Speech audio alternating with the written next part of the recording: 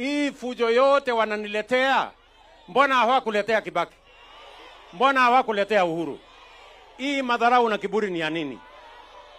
Hapana, hiyo mchezo tuache. Sijui kama naelewana bwana. Let us sort out our problem. Tuache ukabila, tuache chuki, tuache kiburi, tuache madharau. Sisi wote ni wa Kenya. We are all Kenyans. Na hakuna Mkenya bora kuliko mwenzake.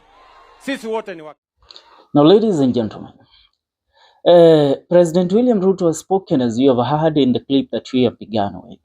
And that is the President of the Republic of Kenya, speaking about the recent demonstrations that have been happening in the 254, where we have seen a rise in goons and, let me say, militias that are currently terrorizing people within the Mount Kenya region and terrorizing businesses within the Mount Kenya region. And speaking about it, President William Ruto went ahead to make a certain clear statement.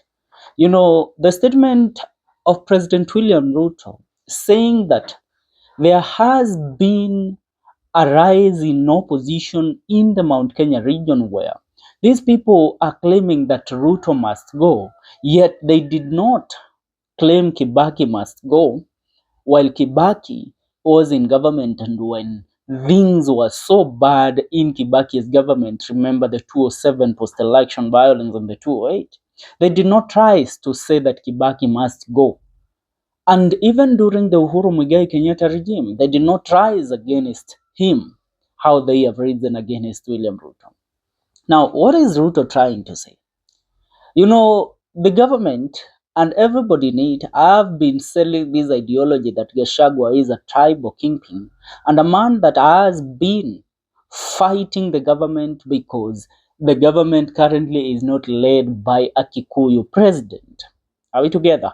So the tribal card is one card that President William Ruto had failed to speak about for a very long time, since this fight and this rising of new demonstrations and wave of demonstrations around the Mount Kenya region. But now it seems that William Ruto has found the guts actually to come out of his cocoon and also take the tribal side, where he says, amukusema Kibaki must go, amukusema Uhuru must go.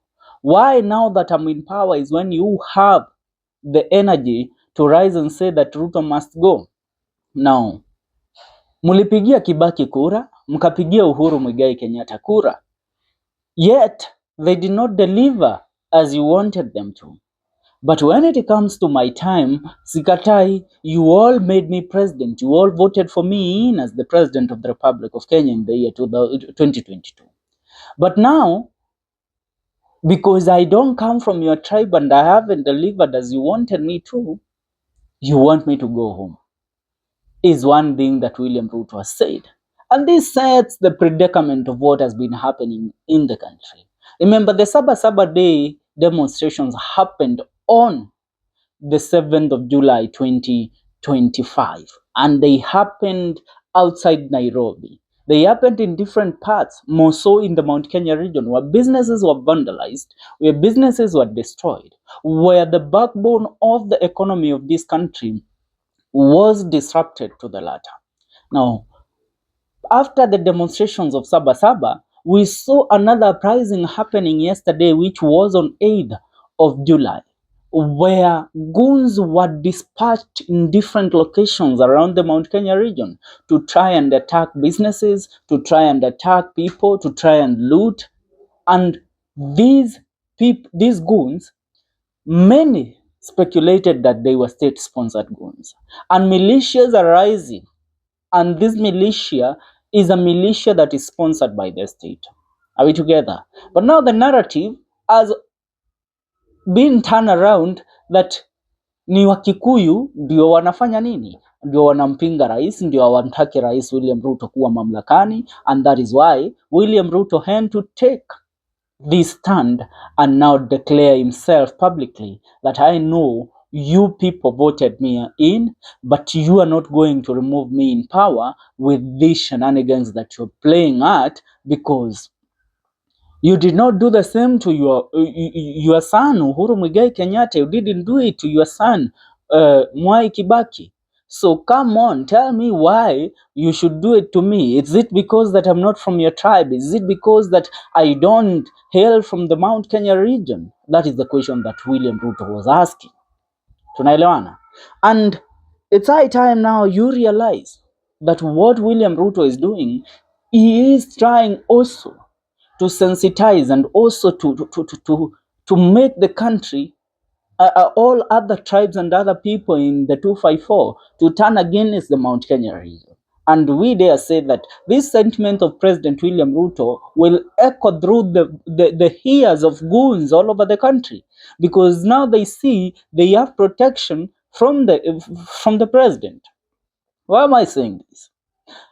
If Ruto was genuine in speaking against the vandalization and the demonstrations that happened, he should have called out the state mobilized goons. You know, there are MPs that are mobilizing goons. There are people that have seen an opportunity to mobilize themselves in militias so that they will try to do what? To disrupt the peace and the businesses around the Mount Kenya region. Tuko pamoja. If we couldn't speak about that, why should people go ahead and stand and defend him in this matter? Ndio maswali ambayo tunauliza, because it can't reach a point that the president now says that hawa ambao wanitaki ni Wakikuyu ndio ambao wanitaki. It's the tribal card that he has been championing and fighting against for the very long time. But deep down, Kenyans knew that, you know, who is the greatest tribalist. And Gachagua, for the very long time, he has been revealing and saying that William Ruto is the greatest tribal kingpin. Mtazamaji, that is how things are happening, and that is what the president said today. Now, apart from President William Ruto endorsing this vandalization that has been going on, there's another thing that he talked about. I want you to listen to this clip. Mimi nimenyamaza, mimi nimewavumilia, lakini mahali imefika, enough is enough. I want to say that for the avoidance of any doubt. Sijui kama tumeelewana jameni. Tumeelewana? Wacha nirudie. Those who attack our police, those who attack our security men and women, those who attack our security installations, including police stations, that is a declaration of war. That is terrorism. We are going to deal with you firmly. Tunataka amani Kenya. Tunataka watu wafanye biashara. So mtu ambaye anaenda kuchoma biashara ya mtu mwingine, mtu ambaye anachukua moto anaenda kuchoma biashara ya mtu, anaenda kuchoma mali ya watu wengine, mtu kama huyo apigwe risasi miguu, aende hospitali, akienda kotini. Yes. Yeah. Wasimuue, lakini wapige hii miguu ivunjike ndio aende kotini, aende hospitali, akienda kotini. Hapana. Hatuwezi kukubali mtu ambaye anaamuka kwake anaenda kuchoma mali ya mtu mwingine, biashara ya mtu mwingine. Iko haki hapo kweli? Hapana, hiyo mchezo watu waache. Kwa hivyo mimi nataka niseme askari wasipige wananchi risasi kuwaua. As you have heard in the clip, that is President William Ruto speaking about people, about goons that have been attacking people's businesses, and giving a direct order to the police now publicly, not through the Cabinet Secretary of Interior. Remember, Murkomen gave an order to shoot and kill. Now William Ruto tells the police, it's high time now you take up your mantle and defend what is ours. Defend people's business. Shoot these people, but don't shoot to kill. Shoot on their legs. Break their legs. They go to hospitals and then they can be taken to court. Now that is the president giving such an order. What does that tell us? I mean, what type of a country are we in?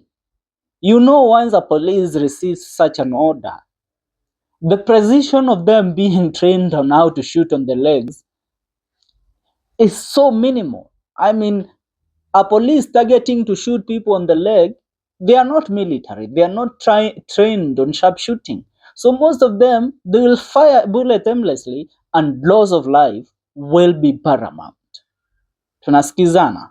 Loss of life will be paramount, which means even whatever has been going on in this country, the calls that we have been making against police brutality all along has been endorsed by the state from the word go. Though the president has remained under cocoon to hide himself behind certain people so that he cannot be seen as a person that is endorsing the orders to shoot and kill the people, I mean, they all have his blessing. They all have his blessing. And that is why when you connect the goons being transported to different areas yesterday with the government and people try to defend that, you realize that is where you are going wrong. Because tell me how a government, a police truck carries goons and ferries them to Kirinyaga, Mwea. It ferries them to Nyeri, Madira, ferries them to Kiambu town, to Ruiru town, to disrupt and loot businesses belonging to people from the Kikuyu community.